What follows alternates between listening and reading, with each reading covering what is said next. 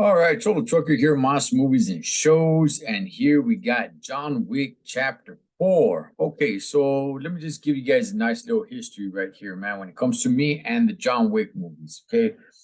I went ahead and watched John Wick, the very first one. So remember, I didn't go watch it in theaters. I saw it afterwards once it was out of theaters, and I liked it. I enjoyed John Wick. Now, when part two came out, for one reason or another, I don't know, man. I just never really made time to watch it.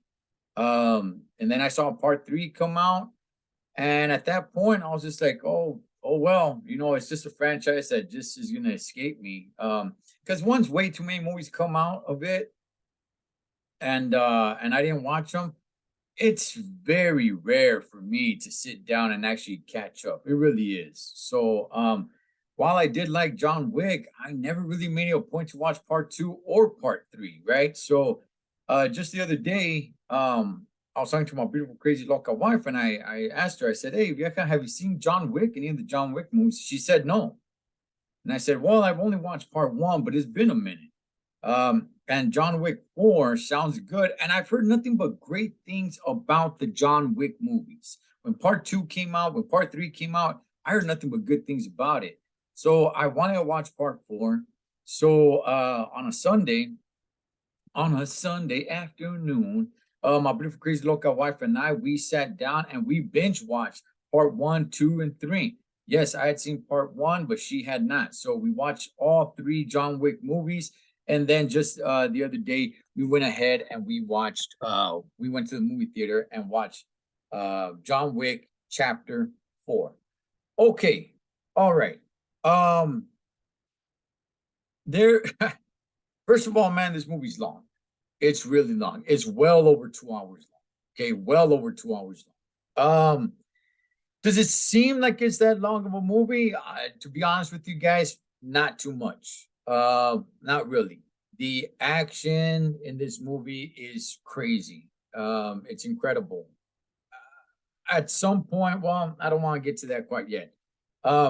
But it is. There is just a lot of action in this movie, and some of these action scenes can run quite a while, man. I, it's not like I had a timer on me, but some of these action scenes seemed like they were running for about 20 minutes, maybe even more. I'm not really sure. I'm guesstimating, to the best that I can. It's not like I was there with a stopwatch. Okay, action started, click, action stop, click. But I mean, there is a lot of action scenes. From man, from I mean, I don't even know how many action scenes. Okay, just in different. They travel around the world. They're in Berlin. They're in Japan. They're New York. They're all over the place, man. And there's action scenes just all over the place as well. I mean, from the action scene from Japan, the action scene, out in Berlin, the action scene at the club, the action scene. I mean, son of a gun, man. And these action scenes they're pretty lengthy. They're pretty lengthy. It's not like the action scene is, 60 seconds or 120 seconds. Nah, Charlie, man, these action scenes last for quite a while. Now you do have some new characters in here.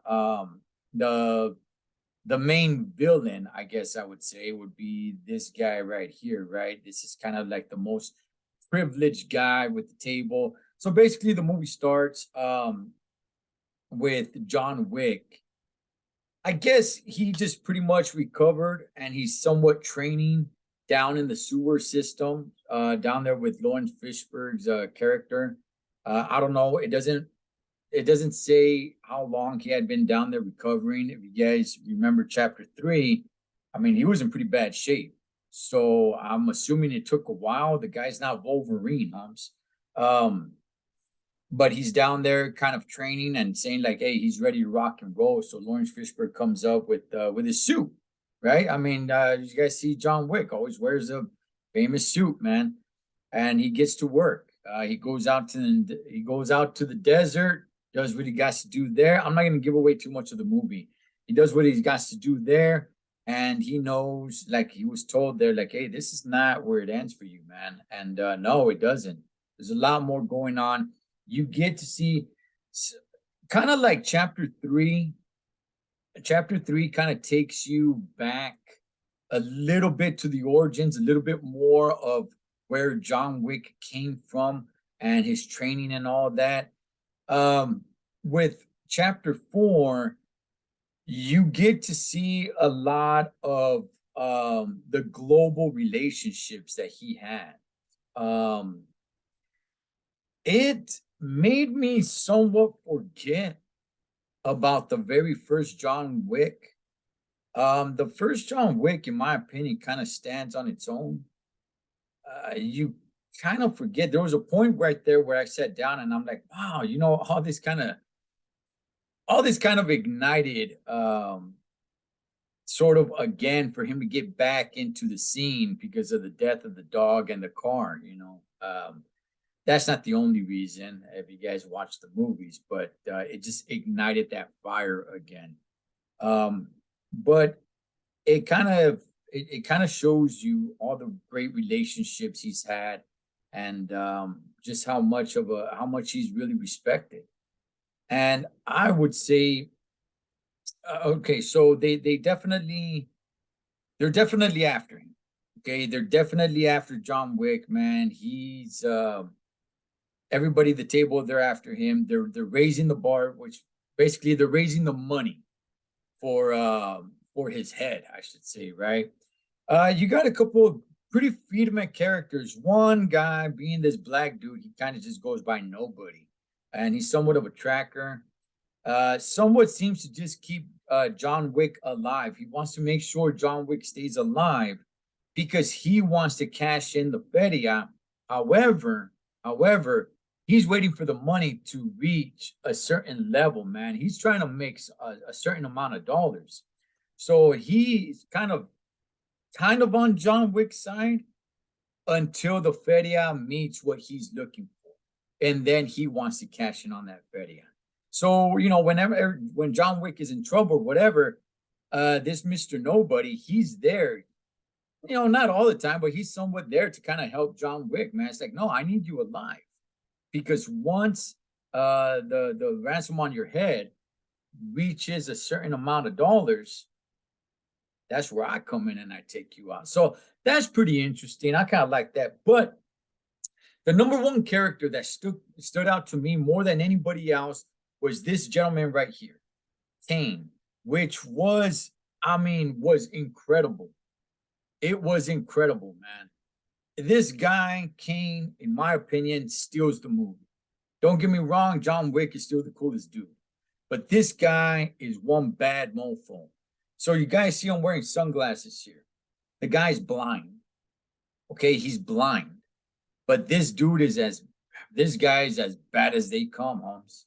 Serio, dog. His fighting, it's like his senses. Obviously, the word is, man, when you lose, a sense, taste or your hear or your eyesight, that all your other senses go up.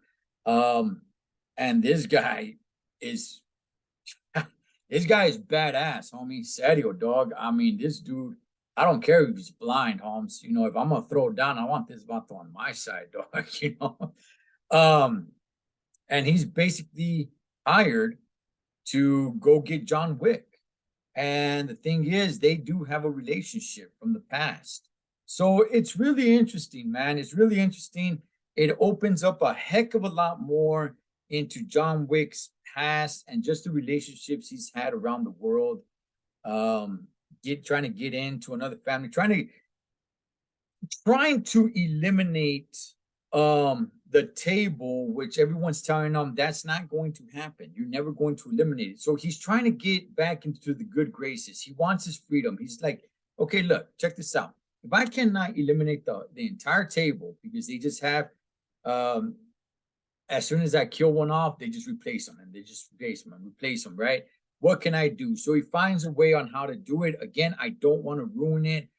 I would just say this, it comes down to like some final showdown. Okay. And that's basically all I'll leave it with, man. Winston, as you guys know, try to kill John Wick at the end of part 3. I guess a little bit of a spoiler alert. All right. If you guys don't want to hear this, don't hear it. So click off now. But spoiler alert, Winston is on John Wick's side in this movie. How does that happen? I'll let you guys watch it so you guys can find out. All right. But he's the one that kind of lets him know this is how you do it. This is how you get back into the good graces of the table for them to grant you your release. So that's gonna be his mission. Now, and this is the dude right here, right? This is the guy, you know, he's the guy with the cards, Holmes. He's the guy running the show for the most part, right? Now let me talk a little bit about this. Okay, so is it a good movie, right? I'm a little bit late on watching this movie, and everybody I heard talk about this movie said nothing but great things about it. They said nothing but great things about it. Like, oh man, it's badass. It's all that in a bag of chips. It's the best John Wick there is. Okay. And this was kind of bothering me already. Okay, from all the other John Wick movies. I mean, the first one is, I really love the first movie. I really do. Part 2 is good as well. Part 3 is also good as well. I like them all, including part 4. But there is room for criticism, and that's what I'm going to do here. Okay, look, to the best of my knowledge, John Wick is just a human being. He's not a superhero. To the best of my knowledge, he's not Wolverine. You know, he's not an X-Men. He's not Spider-Man. He's just a human being, man, with some incredible training. I at some point, Holmes, I'm like, okay, let's just stop, man. I get it. I get it. This is not based on a true story. I understand it. Okay, I understand it. This is fiction. I completely understand that. But at one point, it turned me off.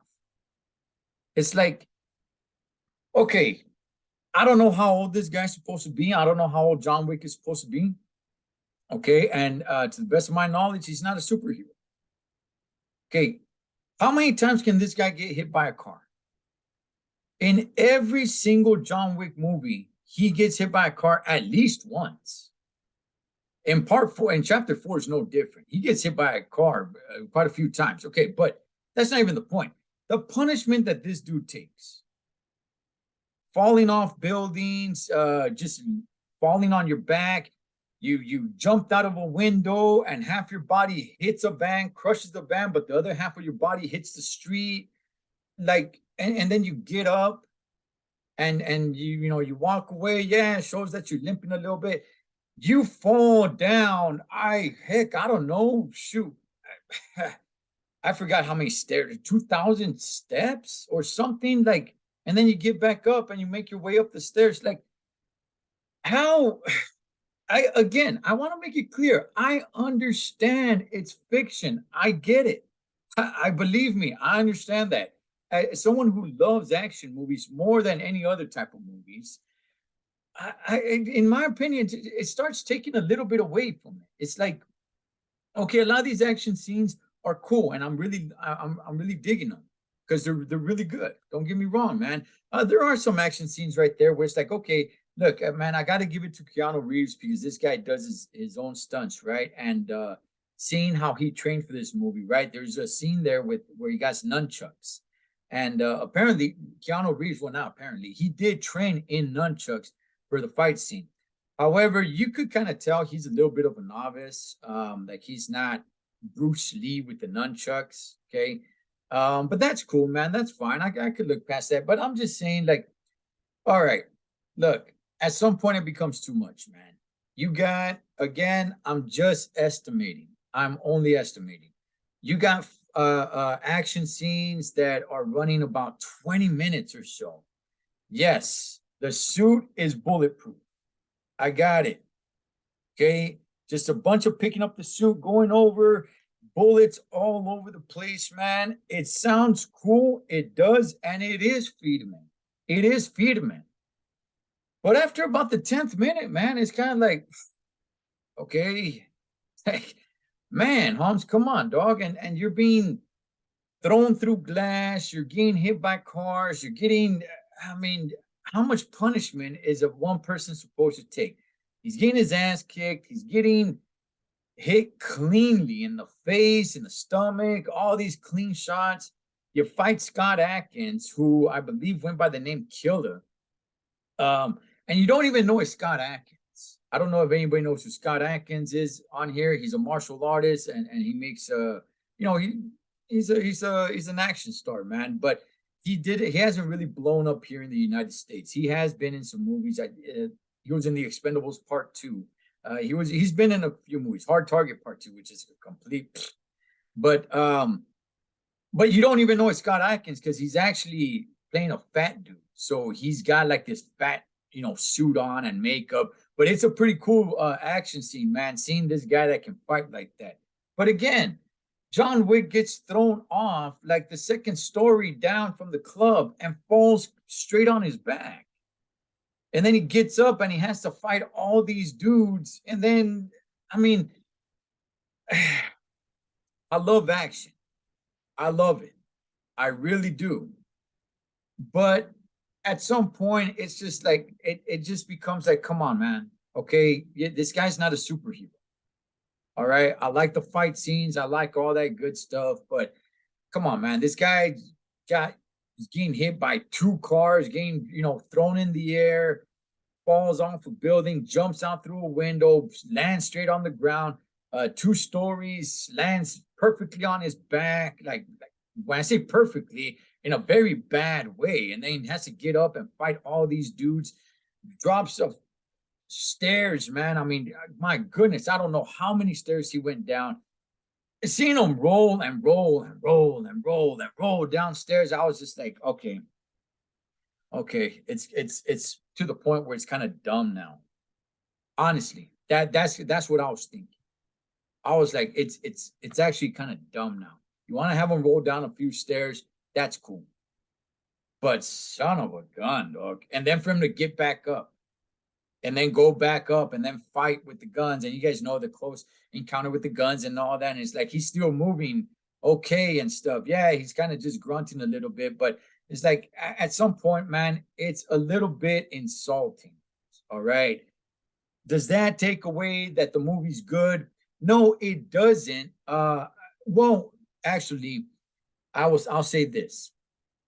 I think had they made it just a little bit more realistic. Again, we're not looking for a true story. I'm not looking for a true story, okay? So don't mistake what I'm saying. But just overdoing it at some point, it just becomes cartoonish. And I started getting a little insulted. Like, okay, come on, stop, man. Stop. Okay. Because I'm enjoying the movie, but now you're throwing this in here where I'm just kind of like, okay, this starting to get clownish. It's starting to get clownish. So one badass thing that I will tell you guys about this movie outside of Kane here is the reference to the movie The Warriors. Oh yeah, The Warriors from shoot, what was it? Circa 1979 or 78, I believe it was. Yeah, The Warriors. Warriors come out and play. Yay. There is a big homage that they paid to the movie The Warriors. Badass. Badass. And if I don't know how you can miss it. Okay. I don't if you know the movie The Warriors, there's no way that you can miss it. It's not like just one reference or just one word that was said. Nah, Charlie, homie, this is a nice, good chunk of the movie. When I say that, I don't want to make it seem like it's half of the movie, but it's a good 10, 15-minute part of the movie, man, that they pay homage. You know, they tip their cap to the movie The Warriors, Holmes. And it's Friedman. And it makes sense. It makes perfect sense the way they line it up with the movie. So I really dug that, man. I really truly did. Because I'm a big fan of the movie The Warriors, man. Warriors come out and play. Yeah. What a great way, dog, for them to pay homage in a perfect way for them to do it as well. That everything that added up with this movie. So it's not like they had to go some way, invent some sort of story. No, it went perfectly with this story. Um, I will tell you guys this, okay? And a lot of people don't know this, and I haven't heard anybody say this. You need to stick through the entire credits. All right. I don't know how many people did that. You have to stick through the entire credits. Sit there after the movie, look at all the names, all the stunt people that were in this movie, look at everything. Sit through the entire credits. Because at the very end of the credits, there's like a good 20-second, 30-second piece that they give you a little bit extra on John Wick Chapter 4. But hey, man, outside of that, outside of the criticism that I just gave it, good movie. Good movie. I enjoyed it. Kind of a little bit, like I said, it's at some points a little insulting to just how much punishment. I know the human body can take a lot. Okay, it can. But I mean, come on, man. I'm just at some point it takes me out of the movie. At some point, it took me out of the movie and made me just say, like, this is a little ridiculous. And then as the movie went on, I was able to engage back into the movie. And then again, once it got ridiculous, it takes me out of the movie. So with that, I just kind of want to say, like, to everybody that makes John Wick movies, like, tone it down a little. Okay, we don't need to see the guy completely get run over and being thrown 15 feet into the air after being hit by a car, get up, and then take a beating, and then fall out 3 stories and land on the just concrete ground and get up and fight dudes. And like, I just, at some point it becomes a little bit too much. All in all, I know I sound like a broken record, so I'm gonna bring it to an end. All in all, do I enjoy the movie? Yeah, I enjoy the movie. If you're a fan of John Wick movies, you definitely gotta watch John Wick Chapter 4. I like all the John Wicks. Is this the last one? I would tell you guys this: they can end it. I'm not gonna ruin the end. I'm not gonna ruin the ending for anybody here. I would just say this: at the end of John Wick Part 2, they left it open for a Part 3. At the end of Part 3, they left it open for Chapter 4. At the end of Chapter 4, I'm not gonna ruin it for you guys, but at the end of Chapter 4, they didn't really leave it open for another one. Okay. Can they make another one? Sure. Why not? But they didn't really leave it open the way they did on Part 2 or Part 3. So that's all I'll give you guys there, man. I'm not saying they, ended it and put a nice little bow tie and say, like, that's it, we're done with it. They can. They definitely can, the way it ended. So I will leave you guys with that, man. Shout outs to the John Wick franchise. I enjoyed it. I really think it's good. So Keanu Reeves, man, what I mean, some good work from Keanu Reeves, man, because at one point his career just seemed like it was just over. But good work on Keanu Reeves, man. Solo Trucker, M.A.S. Movies and Shows.